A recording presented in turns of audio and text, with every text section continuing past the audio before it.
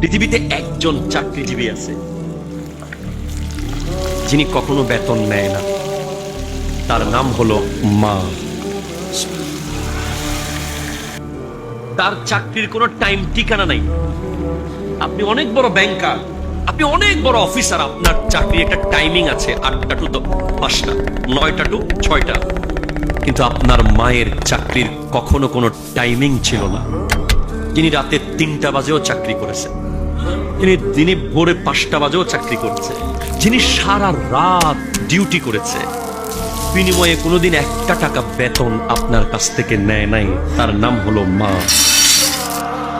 সুবহানাল্লাহ, জোরে বলেন না।